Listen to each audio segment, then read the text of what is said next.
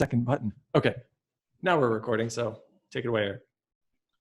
All right. Welcome, everybody. We've got so much to jump into. When we talked to you at first, we told you we're going to have some amazing folks joining us, and we're super lucky. We've got Will Doherty from Index Exchange.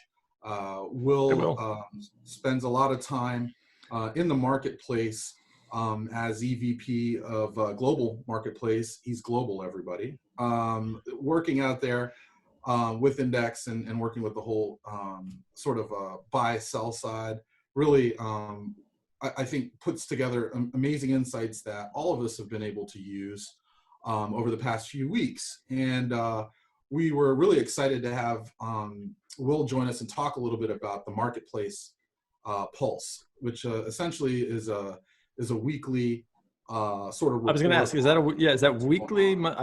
It is weekly. How long have you guys been doing that?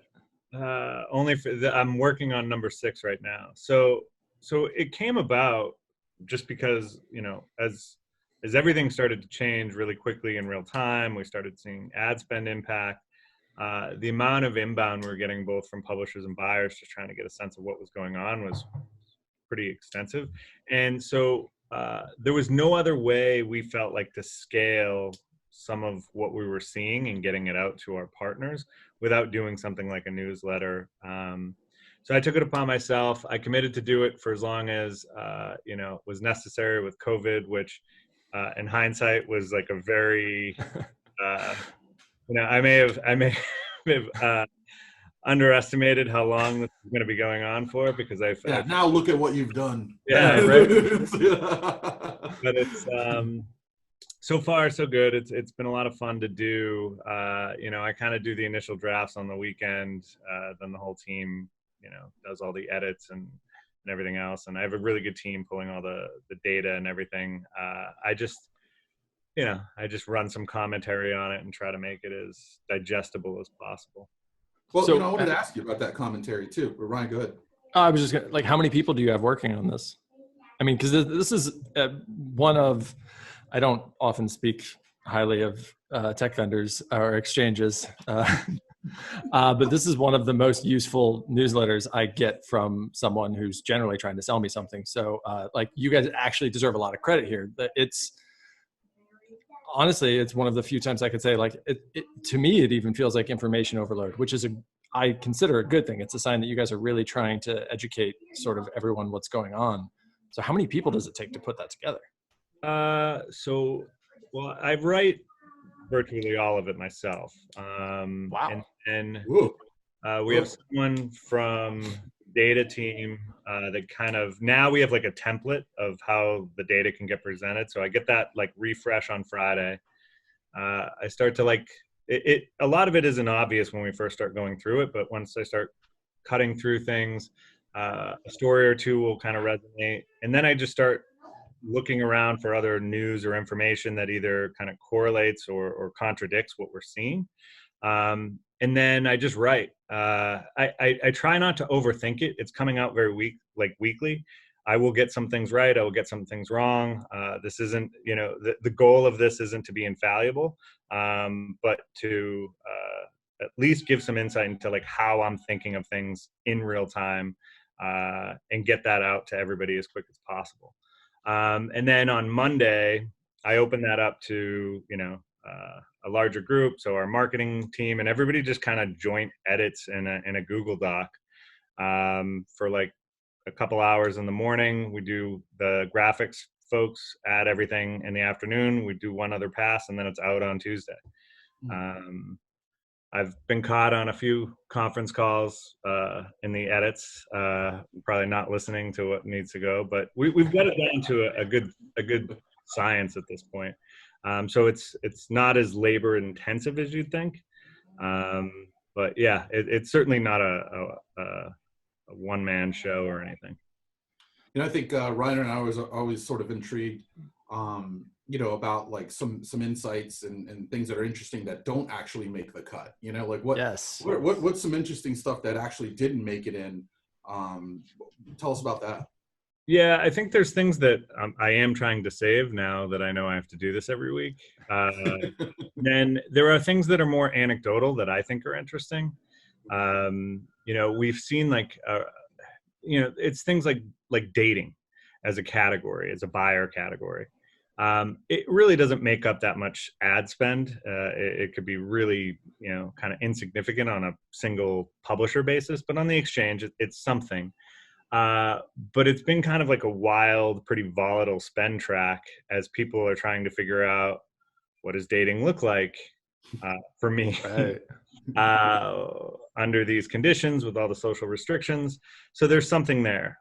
Some of the vice categories, whether it's cannabis or alcohol, are really interesting. There was something I was looking at earlier that'll be in this week's. There's a interesting dovetailing of both in the CPG sector of health and diet, as well as like alcohol. So it's everybody's trying to figure out who they want their quarantine selves to be. Like, am I going to get in shape? Am I going to eat right? Like now that, I don't have sort of the normal hustle and bustle, like, they'll be very ambitious and think and are going to respond to that quickly as they've rebooted their creative. And then for a lot of people, and it's just, I'm just trying to stay sane and cope and whatever means necessary. There you go. It's not certainly one thing or the other, but I think at this point, now that we've seen some of the larger verticals stabilize, we have to go a layer deeper to start to understand what's behind it. So I heard I just recently read an anecdote about the booze spending in particular, and they said, like, if you go a layer deeper, the thing that's interesting is not just that people are increasing spend on that, but they're buying the premium stuff. So like, which I totally get. If I'm going to be locked in my own home, drinking booze, I'm not going to drink rail booze like that. Anyways, I found that like an interesting second level anecdote. But I wanted to ask it's such the basic question. And I hate asking the basic question, but I'm so curious because you get the peek behind the curtain and you kind of get that data first, or like you can see in aggregate what, as a publisher, I'm only getting a glimpse at. But what, if any, did you have any like hypothesis on how this was going to go that either turned out to be totally wrong or just something that showed up that you did not expect? Like, I think I'm not surprised that CPG probably at first spent a little and then dropped all when they lost inventory and basically didn't want it out there. But is there anything else out there that you were like, I just like didn't see that coming? It wasn't, I guess if I go in like the way back machine to like March when this all sort of accelerated really 6 years ago. Yeah. And April 7th. It may as well be 6 years ago. It really does feel that way. There were certain things that I was that seemed more obvious than others. Performance advertisers, retail in particular, but like clothing, apparel. What was that going to mean? Like, it was less of like that something took me by surprise. It's just that I didn't know how bad April could be, and we had no idea. So as we got closer to the end of April, and we kind of saw like two waves of ad spend declines, and just in a really short period of time in March. We're like, okay, April's coming. It's a new quarter. It's not just a new month. Everybody's going to reboot. The people that may have just seen their quarterly Q1 budgets just all the way through, are they going to come back? And that was just a huge question mark. And so we just didn't know where the bottom was going to be. And as we got a better picture, as we started to like kind of hit the very end of March, it ended up falling about where we thought it would. I guess the one category I wasn't really thinking about at the time, and I didn't think about until we saw it drop, was auto. Right. Yeah. I just, now it seems obvious. If you can't go and test drive something, how, like all the tier 2 auto that's always been, somewhat programmatic heavy. it had nowhere to go. Yeah, I can't imagine there are a bunch of people like on Auto Trader right now trying to compare prices, All or of at that. least only aspirationally, not actually like turning that into a test drive or some sort of performance metric. Yeah, I mean, I'd say auto publishers, much like everybody else, they're probably seeing record traffic through whether it's aspirational or whatnot, and less demand than they would like. So auto was an interesting one, and I do think it's a category that will come back. But auto is so invested in linear, and those are not commitments that you can easily walk away from. So I think those will, we always are going to be the first thing that gets turned off because it's so easy to turn us off. Programmatic is the easiest lever to pull. We are always going to feel it first. However, we're also the easiest to turn back on. So now we've gotten through that, we're starting to see things manifest. So like looking at auto again, which got hit pretty hard. Nothing as hard as travel, which for all the obvious reasons. But we've seen rental companies start to come back, which makes sense because especially in dense urban areas, you have people that are now trying to figure out, how do I get away for a weekend or a week, or do I Airbnb for like a few weeks and just get out of the city?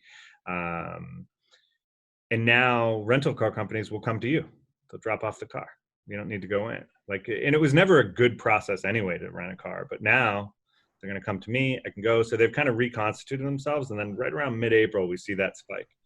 And then the other thing that has increased in auto, it's up about 50% on a daily average, is parts and service.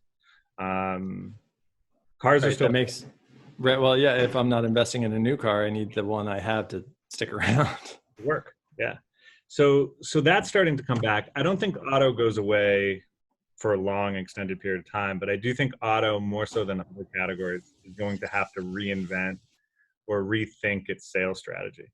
The dealership model, I don't know, or the dealers will become more of a we come to you type of a service versus let me go spend my afternoon in a weird waiting room with bad coffee.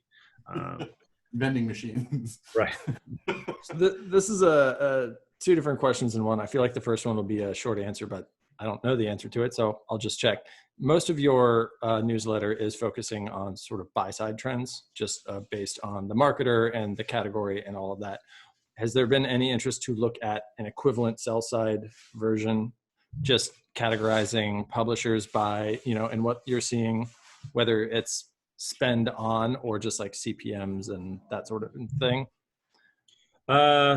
We haven't done that on a macro scale. We probably will do that this month. I do think May is fairly flat, so I will need new vectors to look at and information. So it's a good call out. The reason we focused on buyer trends was for our publishers, so that they could what we were seeing on aggregate and understand if the changes that they were experiencing were outliers, or what that might mean in terms of organizing themselves, what blocks they might have, what floors they might have, where they should be maybe thinking about that category behavior on the buyer side. But we are thinking of like, how do we do a inverse of that traders and buyers understand where there's value, especially in like news categories that have been and this has been talked about ad nauseum, that are somewhat getting punished for Corona adjacent content or just Corona content. So we would like to try to, and we've called that out a few times in the newsletter. I do think for discerning smart buyers, they'll see the value there and they'll take advantage of it. But yeah, it's a good call out. So short answer is, yeah, we'll probably do that this month. And then second, looking into the crystal ball a bit, is there anything that you're seeing in the change, because it feels like the past 10 days or so, the data's been a little like at least what I'm seeing on our site, the market is starting to recover in a little more robust way. I didn't see like a May 1st drop like you kind of would have normally expected in the middle of a quarter. So is there any trend that might be subtle that someone like me, if I'm just looking at an aggregate of data or, line graphs that you guys are sending out that I might not pick up, that you yourself being able to see this and having really tracked this closely over the past 6 weeks are noticing? If anything, what we're noticing is, I would say the normal seasonality and even day parting isn't really as applicable as it once was. We did notice, a softer, entry into normally, just a few days, everything's resetting and then booting back up. But if you look at it from the buyer standpoint right now, everything they're doing is with a very kind of short-term mentality. So what that means is, when we said flat is the new up, like flat is going to be largely what you should be looking at, and look at deviations from flat. And when you say flat, do you mean flat year over year, or do you mean flat like month over month, or mean day over day, week over week? You'll see modest week over week increases, less volatility day over day. Even the weekend trends are softening a little bit, but we still obviously see that. And so if I could add in real quick. Well, Brian, it's interesting because I pulled that quote, and for anybody watching or listening that isn't familiar with the sort of flat is the new up, I thought it was an interesting statement. It was an April 7th edition, right? And so we have to, if we just go back in the time machine to April 7th, it was bad, right? It was so dark times. Yeah, right. So I thought it was a great statement, where flat is the new up, growth is an unlikely prospect, while the global economy is still in a voluntary shutdown, but flat is good. Flat is fine. Flat will get us through. And thus, for many, we have to get back to flat. So I thought I'd share that with everyone listening and watching, because, again, go back to April 7th, and here we are now, just in the beginning of the following month. It's interesting to sort of think about that comment then, and sort of think about it and talk about it now. And as a side note, really good writing for someone who's not a writer. Like, I'm not a writer. Like, that's I wouldn't have you read that out. I would have been like, that's or an EVP at an exchange. What? Yeah, well, that's my liberal arts education. this one was good. One week later, right? 1 week later, because it was rough, real rough patch, right? April 14th, right? Still don't know where the bottom is. We don't know what's going on. And you pulled a Churchill quote, right? And it's, now this is not the end. It's not even the beginning of the end, but it is perhaps the end of the beginning. Pretty good, man.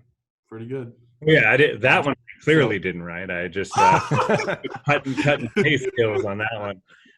No. that ended up being largely true. So like that first 2 weeks was just everybody collectively just trying to figure out where our bottom was. Is this as bad as it's going to get? Can it get worse? And I think the relative stability that we gained in the first 2 weeks allowed us, at least for anybody running a business, at least, all right, this is what I'm dealing with. This is what's coming in. This is how, we have to manage the company now. And then the second half of April was just sort of generally modest week-on-week increases, but we're slowly working our way back to hopefully, I don't know that we'll get to break even, but just even if I look at those trend lines and you see the thing, growing every week, it just looks like flat. When you go on the higher category level, it's just flat. And that's okay. Like I explain this to a lot of people because I think I'm generally optimistic about our prospects through this time. It's painful now. It's only been about 6 to 7 weeks, really. We're in a very good position as the economy and different businesses reconstitute themselves. We are a very efficient channel. We're an easy channel to turn on. Retailers and those folks will rely on our channel to drive performance and to do those things. Retail may have dedicated 50% of their strategy to in-store visits, in-store promotion. That comes our way now. So I do think it'll take us a little while, but we are probably the long-term beneficiaries of a lot of these changes, because it's just accelerating digital in a way that it was already happening. This just kind of put it in warp speed. Let's talk about that for a second, because I think it's interesting with the impact on businesses. And, there's a lot of news about how publishers were having a hard time, and, even their sales teams and the types of business. We mentioned earlier about some of the programmatic spend sometimes being the first to sort of get shut off or be affected. And now you see Definitely this the other easiest to side. shut off. Right. And then now we're seeing that a lot of sort of legacy insertion order business, when it just got cut off, I mean, it's just gone. Nobody knows when that's coming back. So with that being said, I mean, it's kind of interesting thinking about the other side of the comment too, which was that programmatic's also the fastest to sort of recover and feel the sort of positive impact. Are you seeing that with some organizations, that for some of the organizations that didn't really sort of give programmatic the sort of cred and sort of the respect that it's been due? Have you seen any sort of change there from a sort of a perspective and understanding of how it could maybe be a blessing in disguise right now? Yeah, I don't know if I have anything kind of profound to say there, or any sort of lagging company or industry that has now adopted programmatic in a way that wouldn't before. But we are seeing, like on the retailer side, like the big box folks, they're investing more, not less. And in some cases, they're spending more now than they did pre-COVID. One sector, but this sector we've always had, but it's turning into something of a heavier puncher than we've ever seen before, is the business category, which makes a lot of sense. So B2B in particular has just been a beast last month. It is spending more now than it did before COVID. So it's hard for me to say if that was, this kind of, there was reticence and then it pushed them over. I think they're taking advantage of a moment in time where all of our normal work habits have been completely disrupted. And have an opportunity to not only, build brand equity, but to build a customer base as work changes. I mean, Zoom is such a wild thing where it's got that weird brand distinction now, where it's a verb as much as it is, and my relatives who are not necessarily some retired and whatnot, and they're familiar with Zoom. They know what Zoom is now. We're on Zoom right now, and it just means anything. Even if you're not using their software, that's what you're doing. And so other companies, collaborative software companies, they have to be heavy right now, because there are going to be some preferences that harden right now that will not change. And so I think we become an extremely important channel for that category, whereas maybe we were a line item before, or they were doing some very hyper-targeted C-suite, sort of audience or contextual buys. They're going much more for reach, because reach means something different now. They're no longer just trying to get the IT department. They're literally trying to get every work professional that is capable and working from home. So I got one last question before we wrap up. This one is intended to be quick, but if you were to put on your publisher hat right now and be myself or any of the companies that Erik works with, what is your recommendation for us for the next 6-12 months? And maybe coronavirus didn't change any of that. Maybe it sped it up, or maybe it changed what that advice would have been entirely. But if you were to give someone like us advice into either capturing this market as it kind of gets its feet back under it, or just dealing with the new normal, what would that be? Yeah, the first thing would probably be like, don't think in 6 to 12 month increments right now. At best, think in 3 to 6 weeks. The buyers are right now trying to chase essentially what's happening in the news with how they're deciding what they want to budget, and that's why you're seeing that sort of flat lack of seasonality because it's okay. This is working for this week. We'll do it next week. If the Northeast starts to open back up, we got parks going again this weekend. But if other services start to come back online, what will they chase? What will they do? How will they change their messaging? That's all going to happen in 2 to 3 week increments. So I'd say organizing yourselves around much shorter time frame and a shorter time horizon is probably going to be the most important thing you can do.